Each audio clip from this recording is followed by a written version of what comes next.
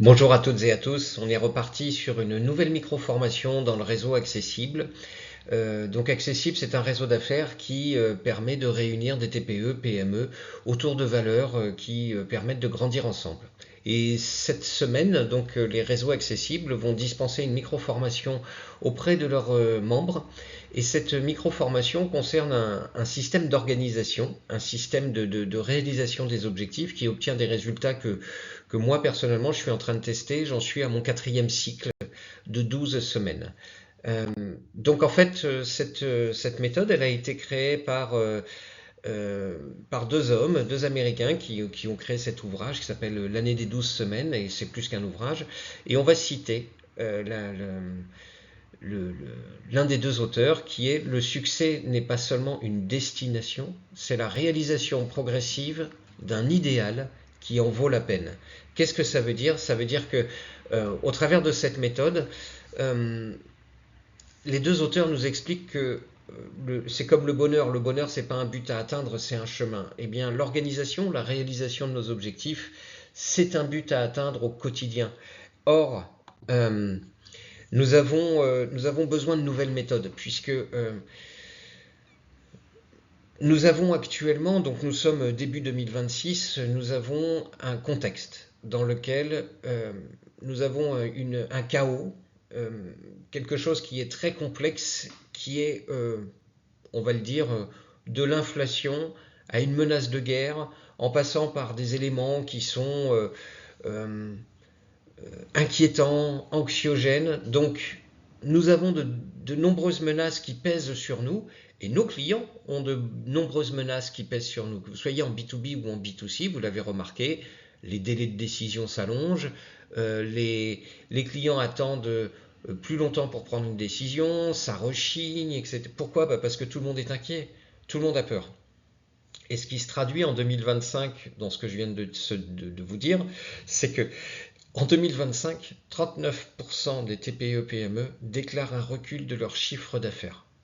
Alors attention à pondérer, sur une base globale, on a une petite baisse de chiffre d'affaires. Mais quand on est dans les écarts types, on commence à avoir des entreprises qui vraiment se font peur, sachant que nous avons en plus une année 2025 qui est une année exceptionnelle en matière de fermeture d'entreprise. Et on rentre dans un système où ça va être de plus en plus compliqué de garder une entreprise, quoi. Deuxième stat, 31% des dirigeants jugent leur situation de trésorerie difficile fin 2025, avec un indicateur de trésorerie sous sa moyenne historique, c'est-à-dire que vraiment, les entreprises ont commencé à taper dans la caisse, pour parler crûment. Seuls 39% des TPE-PME ont investi en 2025 contre 55% en moyenne depuis 2001. C'est-à-dire que nous sommes au plus bas, et ça traduit réellement le côté tiens, j'ai remarqué que les gens attendent, prennent plus de temps, plus de décisions. C'est même pire que ça. On a une baisse de 10, de 20%, de plus de 20% de gens qui n'investissent pas, qui ont retenu leur investissement. Donc, face à ça, pour transformer votre entreprise, pour parvenir à vos objectifs, je vais vous parler d'une chose qui est l'année des 12 semaines. L'année des 12 semaines, c'est quoi? Donc, c'est Brian Moran et Michael Nennington, qui sont deux auteurs américains, qui ont créé ce concept et qui ont écrit un ouvrage qui s'appelle L'année des 12 semaines. Je pratique l'année des 12 semaines depuis le mois de mars 2025. Donc, on est en janvier 2026. C'est mon troisième cycle et mon quatrième cycle, et je vais entamer à partir du mois de mars-avril mon cinquième cycle. Euh, Pourquoi? Parce que en fait leur principe c'est de dire quand on pense en 12 mois, donc en 365 jours, on reporte. On négocie avec soi-même. Ouais, c'est pas grave, je le ferai plus tard, ta ta ta. On confond intention et résultat. J'ai l'intention d'obtenir plus de 50% de chiffre d'affaires. Est-ce que c'est possible, réalisable? Alors, je ne suis pas venu vous parler des objectifs SMART, spécifiques, mesurables, atteignables, réalistes, temporellement définis, parce que ça, c'est l'objet d'une autre micro-formation. On parle vraiment de comment atteindre ces objectifs. Donc, l'année des 12 semaines, elle supprime cet effet temps long. Elle supprime l'usure qu'on a à ne pas rester focus et motivé sur nos objectifs. Donc, en petit commentaire, je vous mets donc ça crée un feedback loop, donc une boucle de feedback, de retour. Ça vous crée des boucles de retour hebdomadaires, puisque toutes les 12 semaines, vous faites des points. Pardon, toutes les semaines, sur l'étendue des 12 semaines, vous faites un point à date. Et ça vous fait donc des boucles de retour d'informations qui sont beaucoup plus rapides, beaucoup plus efficaces et qui permettent en fait d'être mieux aligné avec vos objectifs. Vous voyez, donc on teste, on mesure, on corrige toutes les semaines et ça améliore l'efficacité et le retour sur investissement. Euh, L'idée n'est pas de changer les objectifs, l'idée elle est de changer la temporalité dans vos objectifs. Donc en fait, vous prenez une année de 365 jours, qu'est-ce que vous voulez faire cette année de 365 jours? Eh bien vous réduisez ces 365 jours à 12 semaines, 3 mois. Et vous pouvez le faire 4 fois dans l'année. Alors, je ne le mets pas dans la micro-formation là comme ça, mais moi qui en suis à mon 4e cycle, j'ai constaté deux choses. J'ai constaté que j'augmente de 20% pour l'instant mon chiffre d'affaires, que j'augmente ma productivité, que mes résultats sont bien meilleurs tout simplement parce qu'en définissant mes objectifs à court terme et en rectifiant, ça m'a permis de corriger une anomalie qui aurait pu devenir très importante sur les 12 mois. Donc en 12 semaines, j'ai pu corriger. Chaque cycle, il est court, mesurable et exigeant. Ce que je n'ai pas mis dans la micro-formation, c'est qu'entre chaque cycle de 12 semaines, prenez une semaine de repos, hein, sinon ça ne marche pas. Donc les résultats, vous avez plus de focus, vous êtes mieux concentré sur vos objectifs, vous avez plus d'urgence saine. Ça veut dire quoi? Ça veut dire, mon Dieu, il faut que je prospecte, il faut que j'aille sur LinkedIn, nanana, parce que, bon déjà on ne prospecte pas sur LinkedIn, mais ce que je veux dire, c'est que les urgences saines, c'est non pas je vais agiter et m'agiter et secouer le cocotier pour faire croire à moi-même que je suis en train de m'occuper. Par contre, je vais mettre une urgence saine puisque j'ai dit que semaine 3, je devais faire ça. Je le fais parce que je pense que au moment où j'ai défini mes objectifs, semaine 3, faire ça, c'était pertinent. Donc j'ai moins d'excuses à la réalisation. Si je ne l'ai pas fait, je ne l'ai pas fait, hein. Et j'ai plus de résultats visibles. Donc je vous le disais, moi je constate en 9 mois seulement une augmentation de 20% de mon chiffre d'affaires. Mais disons que c'est peut-être parce que je suis mauvais ou très très bon, je ne sais pas, j'avais peut-être peu de marge de manœuvre, mais quoi qu'il en soit, la plupart des études qui ont été faites, j'ai fait une recherche sur Perplexity, la plupart des entreprises annoncent des hausses de 10% par cycle avec comme effet cumulé 50% sur l'année. Je trouve ça un peu exagéré, c'est pour ça que j'ai ramené ça à 20% pour mon expérience personnelle, mais admettez que 20% sur votre chiffre d'affaires, c'est pas négligeable. Donc en fait, on va voir les 5 piliers fondamentaux de cette année des 12 semaines, la vision, la planification, les leviers opérationnels, la discipline et la mesure. En détail, la vision, c'est quoi? Vous devez définir clairement ce que vous voulez dans les 3 prochains mois. Vous devez créer une ligne directrice qui va vous emmener sur les 3 prochains mois. Et donc, votre vision, c'est où est-ce que je veux être, pourquoi je veux y être, et qu'est-ce qui compte vraiment maintenant pour y arriver. En clair, c'est je suis là, je veux aller là, ce qui me manque, c'est ce chemin. Et donc, c'est ce chemin que je vais définir pendant l'année des 12 semaines, pendant ces 3 mois. Et donc, je vais cadencer des rendez-vous et je vais déjà planifier sur mon agenda tous les rendez-vous que je veux mettre. Alors, si vous devez choper des prospects pour aller discuter avec eux, vous ne pouvez pas mettre ces rendez-vous-là.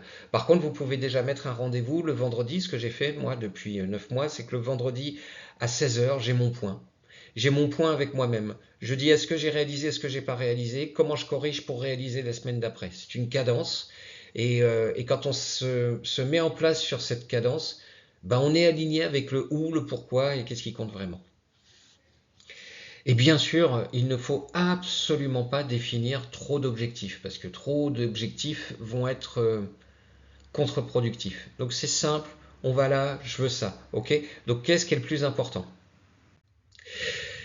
Je crois que c'est la matrice d'Eisenhower qui dit que vous avez l'urgent rentable, l'urgent non rentable, le non urgent non rentable et le non urgent non rentable. Choisissez, faites ce que vous voulez faire à l'intérieur, mais planifiez-le sur 3 mois. Et donc, vous devez écrire chacune de vos semaines en planification comme un parcours. Et donc, ce plan, c'est un plan avec 3 à 5 objectifs maximum, Alors, ils sont SMART, spécifiques, mesurables, atteignables, réalistes, temporellement définis. Si vous dites la semaine prochaine, je voudrais aller choper 1 million d'euros alors que votre chiffre d'affaires annuel est de 50 000 balles, bon. Donc, vous devez pouvoir atteindre vos objectifs dans le délai des 12 semaines. Donc, on ne vous demande pas de faire quelque chose d'irréaliste, de fantasmagorique, etc. Pas du tout. Pragmatique, concret, applicable, praticable, mesurable. Donc ça peut être par exemple, je veux signer X clients. Je veux lancer une offre précise avec un rétro-planning.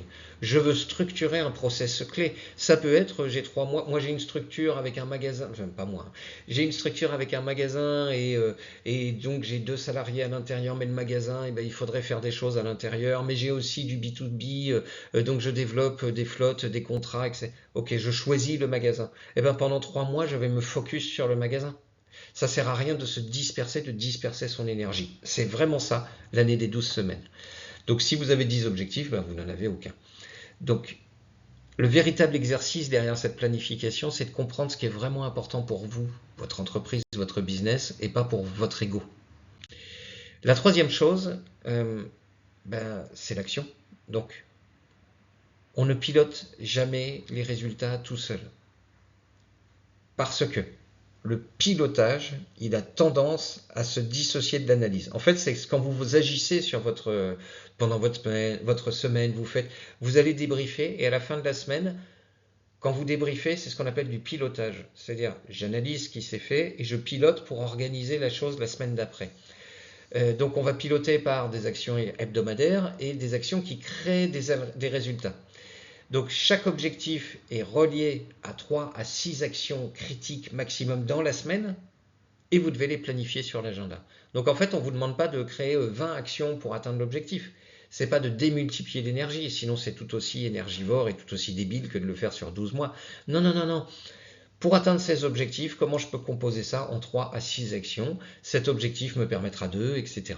Donc, deuxième chose, si ce n'est pas dans l'agenda, ce n'est pas une priorité. Je sais très bien qu'il y a des gens qui attendent qu'un client leur bouscule leur agenda pour dire non, mais c'est un client. Et en fait, c'est pas un client, c'est un prospect. Il n'est pas encore devenu client. Et je me trouve l'excuse de ne pas faire rentrer le pipe ou de déplacer des choses que j'avais mis dans mon agenda. Dans votre agenda, vous devriez avoir placé des plages spécifiques vides à l'intérieur de laquelle vous pouvez dire à votre client, là j'ai une place vide, j'ai ce bloc-là dans mon agenda. Mais votre agenda, pour le reste, il est maîtrisé parce que c'est du faire. Ce ne sont pas les clients qui vous mettent en action, c'est vos actions qui génèrent des clients. Vous comprenez la différence. Quatrième point, c'est le tempo. Le tempo, c'est quoi? C'est une discipline de faire les choses. C'est la méthode des petits pas, ça va être de la concentration. Donc en fait, quand vous avez décidé de faire une période de 12 semaines, vous devez respecter ce que vous avez dit. Donc le système qui impose une planification hebdomadaire, ça c'est super important. Moi, c'est vraiment le point sur lequel j'ai réussi. Quand j'ai compris l'année des 12 semaines, j'ai dit ok, on va essayer. J'ai essayé, mais ce cycle que j'avais initié en essayant, en fait, m'a tellement ouvert les yeux sur les perspectives de développement que ça pouvait apporter, que après j'ai décidé de respecter le principe. Et ce respect, c'est une planification hebdomadaire, c'est indispensable. En fin de semaine, vous faites le point, vous planifiez la semaine d'après.